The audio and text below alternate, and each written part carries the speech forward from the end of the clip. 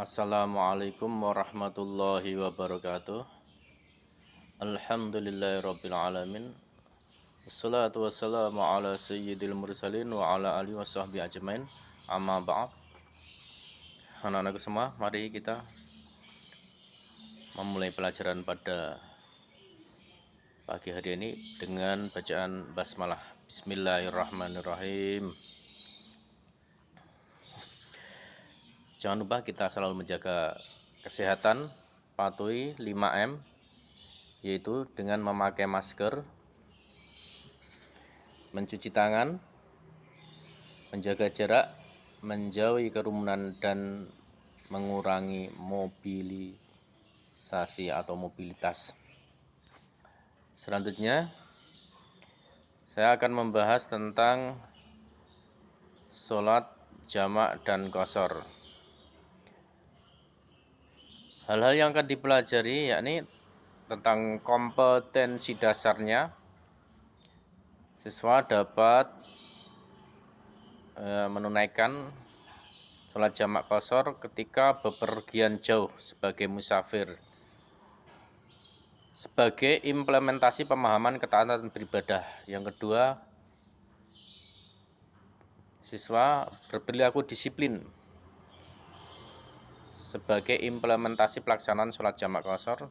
Yang ketiga, memahami ketentuan sholat jamak qashar. Yang terakhir, keempat, mempraktekkan sholat jamak dan qashar. Rumusan masalah. Suatu ketika kita dalam perjalanan jauh, ya, bisa di darat maupun di laut, bahkan juga bisa di udara. Untuk itu, bagaimana kita menyikapi dalam melaksanakan sholat fardunya? Sebelum lebih lanjut kita memahami permasalahan tersebut, kita akan sampaikan tentang sholat jamak. Sholat jamak takdim dan sholat jamak takhir, yaitu bagian dari sholat jamak.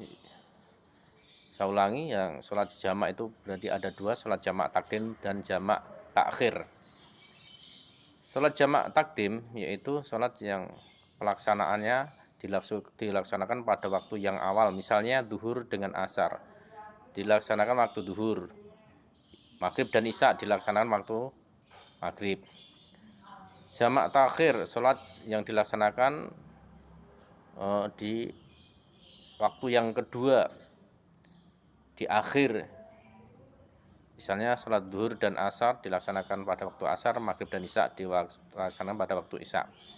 Ini sedikit nanti kita ulangi lagi tentang sholat jamak tersebut, kita dalami.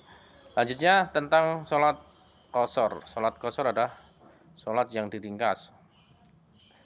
Meringkas sholat yang jumlahnya 4 rakaat menjadi 2 rakaat, seperti zuhur, asar, isya. Adapun hukumnya mengqashar sholat adalah mubah. Dasar hukumnya adalah surat An-Nisa ayat 101. A'udzubillahi minasyaitonirrajim. Bismillahirrahmanirrahim.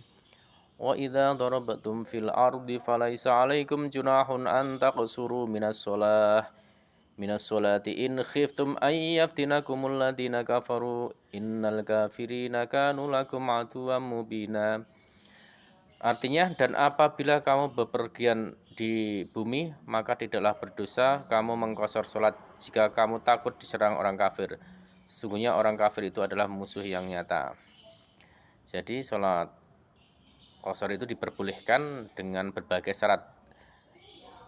Di sini disyaratkan sholat yang sekarang, adaan, tunai, bukan sholat yang dikodok.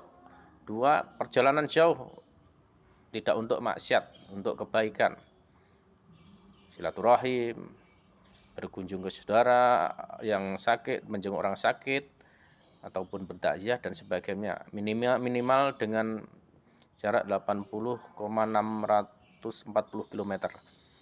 Tujuannya tadi bukan untuk maksiat, yaitu untuk kebaikan. Sedang dalam keadaan terancam jiwanya, misalnya dengan perang atau kondisi keadaan alam yang tidak menguntungkan. Selanjutnya, tidak niat bermukim lebih 4 hari. Tidak mengikuti imam yang sempurna. Anak-anak semuanya, itulah kita boleh melaksanakan sholat yang seharusnya 4 rakaat menjadi 2 rakaat, atau bisa menjamak, menggabungkan 2 sholat. Itu sebenarnya dalam Islam adalah sebuah keringanan yang disebut dengan rukhsah. Ya, jadi sebenarnya kita menjalankan ibadah itu adalah bisa luas, artinya kalau kondisi tertentu bisa mendapatkan keringanan. Selanjutnya, jamak, kembali ke sholat jamak tadi. Secara detail kita akan terangkan bahwa bagaimana pelaksanaan sholat jamak itu. Jamak takdim misalnya ya, sholat jamak takdim, sholat duhur dengan jamak takdim dengan asar. Kita pertama yang dilakukan adalah niat sholat duhur dengan jamak takdim. Niatnya dalam hati, bisa usolli fardhu duhri majmu'an ma'al asri jam'a taqdimi majmu'an ma'al asri lillahi ta'ala. Ya, bisa begitu dan sebagainya. Ini bisa sesuai dengan niat masing-masing.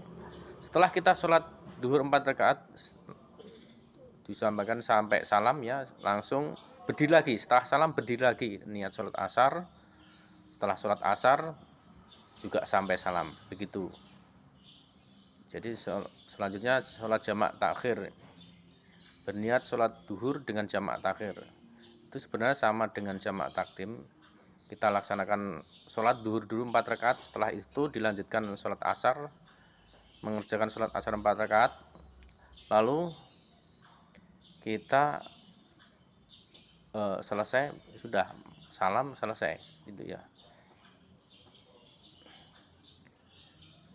Sebenarnya masih banyak lagi, misalnya ada sholat yang bisa dijamak sekaligus dikosor. Nanti kita di lain waktu, ataupun kita bisa membaca sendiri dalam buku paket maupun buku modul.